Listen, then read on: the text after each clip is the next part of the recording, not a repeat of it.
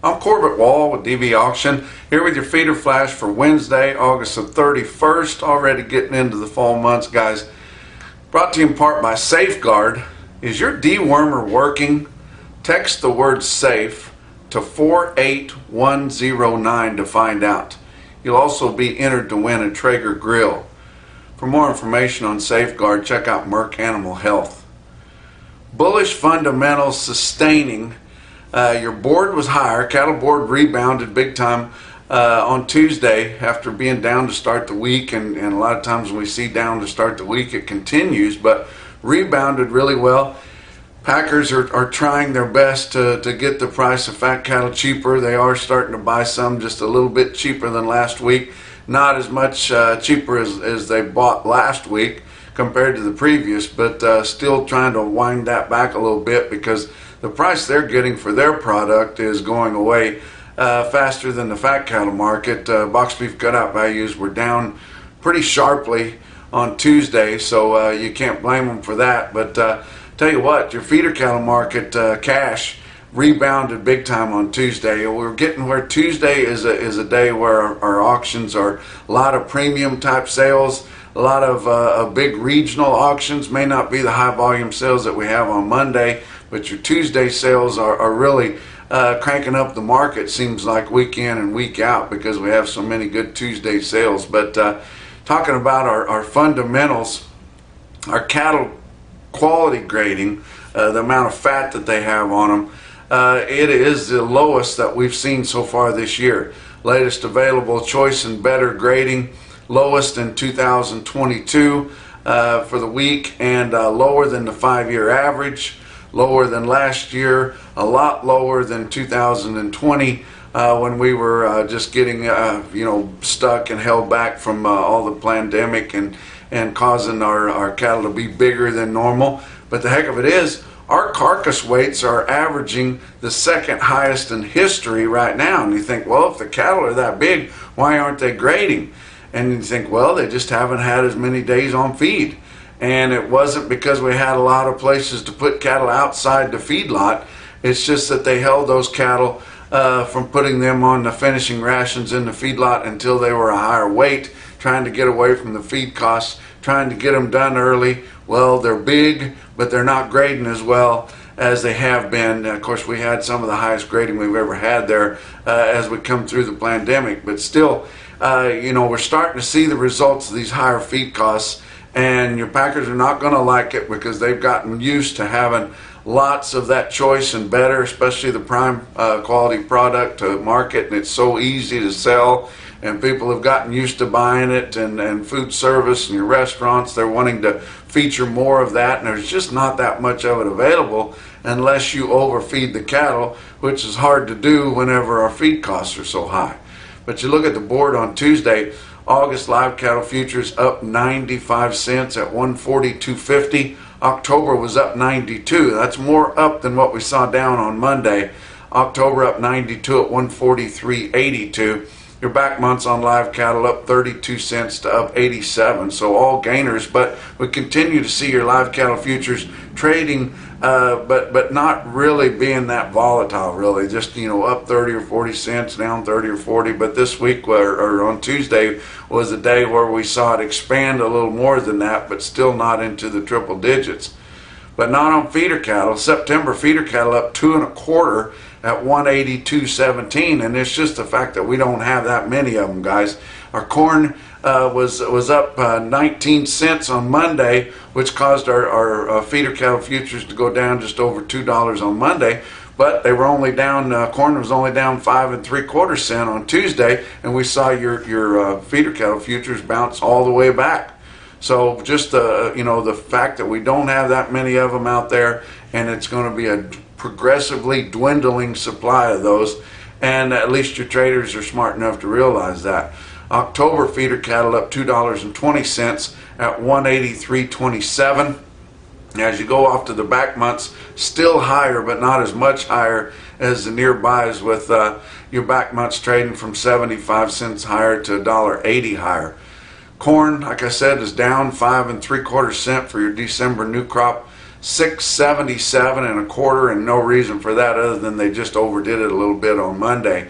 Beans down 5 and a quarter cent at 1432 and a half. Going back and looking at the corn, your USDA corn crop estimates there only have 54% of the crop in good to excellent condition. That is 1 percentile point lower than last week and 7 lower than your 5-year average. So it's getting pretty obvious that we're not expecting much of a corn crop this year, but our feeder cattle are still hanging in there just due to tight numbers of them. Fat cattle trade, didn't see anything really established, but we started seeing the northern plains start to peddle a few, and within last week's range for the most part, but slightly lower still. What few sales we've seen, the early sales in northern plains of Iowa and Nebraska, $1 to $3 lower live than compared to late last week, and $2 to $4 lower on a dress base compared to late last week. Colorado was confidential, of course. Iowa, 1,600 head confirmed on Tuesday from 144 to 145. That's the very bottom of last week's range on a live basis, and dress trade from 227 to 230. Nebraska had 3,500 head confirmed, so they're starting to move enough to kind of establish the market there from 144 and a half to 145 and 230 dress. But we're going to start to see especially your regional packers come in and give noticeable premiums for those cattle that had a lot of days on feed. Kansas and Texas have not traded a hoof yet, and that's a positive because they're not puking them up yet. They're digging in. They're trying to hold the market the best they can. And like I've said, there's just a handful of guys that are, especially in Texas, that are still selling them in a negotiated manner. Yankton, South Dakota, Stockman's Livestock had their fat cattle sale over 2,000 on offer, which is pretty typical for them. But steady, but spots $2 higher on your conventional cattle. So you're seeing the packers come in to those sales, and typically we see the cattle that show up at your brick and mortar fat cattle sales are fatter than what they see in the country for the most part. So they're coming in there, buying those. Talked to Gary Marks that watches the sale there at Yankton, said we did have a major coming in there buying some really obese heifers and giving a top price for them and knocking out your smaller regionals there because they wanted the prime carcasses. And we're going to see more of that as we go forward. But conventional cattle in Yankton bring from 142 to 150.75. They may get all the fat cattle in the northern plains if they continue to do that. Non-implanted cattle, 148 to 153 and a half. Not a big premium for those, and those non-implanted cattle were $3 to $5 lower than last week. Didn't have enough of the drug-free cattle on offer there to really establish a market for them. But good sale there at Yankton for their fat cattle auction on Tuesday. Box beef cutout values, like I said, pretty sharply lower. Choice cuts 259.79, down 3 and a quarter. Selects down 307 at 239.68. Slaughter running slightly off last week's big kill that we saw, but through the first 2 days of the week, 248,000. That's 3,000 less than last week, 11,000 more than the same week ago. Talk about what else is going on. Check out National Beef Wire. That is DV Auction, Feeder Flash, Cattle Market Central. We're putting that National Beef Wire together. We're getting a lot of people clicking on that. There's a ton of market information on there. It's probably the best place to find this market report every day. You can sign up there for free, and it'll be sitting in your inbox every day. If you get a chance to look at it, you can get a ton of information on nationalbeefwire.com. Talk about your feeder cattle market. Your real-time index on Tuesday afternoon sitting at 180.37. That's up to date and current. Down 4 cents from the close of business on Monday. But look how that compares. Your CME cash feeder cattle index is going up when our auction markets are going down. That's kind of curious there, sitting at 183.16. That would be a top sale at any of our premium feeder cattle auctions there on an 800-pound steer, let alone the average top to bottom, including all the southern plains. But don't forget, and I'm telling you here for the first time, Clarinda Livestock Auction in Clarinda, Iowa, DV auction customer there, and a really good sale there in southwest Iowa. They are having their first in-house video auction through DV auctions there, and I've told you guys, and they're ones that paid attention to that. If you get some big strings of cattle that guys really don't want to bring in through the ring, but you can sell them there, you know, get on DV auction, get it broadcasting through them. It's fairly easy to set up your own in-house video. Talk to the guys at Ozarks Regional Stockyard. They started that here a couple of years ago, and man, they have just been having great in-house video sales, and it's helping their receipts a lot. But Clarinda, Iowa is having their first one. It's going to be Thursday, I think at 11 o'clock on the start time there. Call into Clarinda, make sure you're approved to bid. You can click on the clicker there and bid on those cattle and see the videos right there at dvauction.com. You can watch the videos, call somebody that's sitting in the sale and bid on them that way is fine too. But don't miss that first in-house video, Clarinda Livestock Auction, here this Thursday. And they got about 6 loads, mostly 7-weight feeder cattle on offer. Talk about your big sales, brick and mortar on Tuesday. Ozarks Regional Stockyard, West Plains, Missouri, 1,800 through the ring, another 500 on their in-house video. Didn't slow them down at all. Calves, $4 to $8 higher. Feeder cattle, steady to $4 higher. Really good sale there at Ozarks Regional.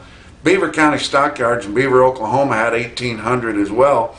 Their calves were mixed, but feeder cattle higher. Had 436 head of 8-weight feeder steers. They averaged 825 with a weighted average price of $180.76, and that was a couple bucks higher than the weighted average just a week ago. How about Kimball Livestock Exchange? That is your Zoetis stick-out sale of the day. Kimball Livestock Exchange, 1,800 feeders as well. I guess that's the magic number. But look at this this automated market report through Cattle Market Central with DV Auction. You look at your best tested weights, and they were their bigger feeders. 403 head of 8-weight feeder steers averaged 864 in Kimball with a weighted average price of $188.42. Wow. 239 head of your 9-weight feeder steers averaged 960 at $177.25 on your weighted average on all those 9-weight steers. Look at the heifers. 297 head of those 8-weight heifers averaged 840, the weighted average price of $173.50.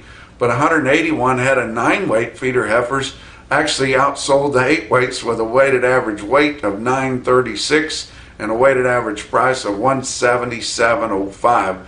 Good sale for Kimball Livestock Exchange. Give you a few individual quotes. How about Kingsville Livestock Auction? That is West Central Missouri right there. Really good sale. They had a top sale on some calves. 79 head, 629 pound steers bring $217 a pound. How about Bluegrass Stockyards, Lexington, Kentucky? That's the big fancy flagship location there for Bluegrass. Of course, they're all over Kentucky there, but check out this sale. Standing in the ring in Lexington, Kentucky, 65 head of steers weighed 784 at $191.40. That's scaring the hell out of 800 pounds and over $10 higher than your index value in the central part of the country, and that's way out east. But best quote that I saw anywhere on Tuesday in your Macrocin, no BS, top quote for the day, come out of Kimball Livestock Exchange in Kimball, South Dakota. 109 head of steers weighed 858, bring $194.35. Talked to them at the sale barn. Those were not program cattle, no bells and whistles, just excellent quality and attractive condition. That's your feeder flash for Wednesday.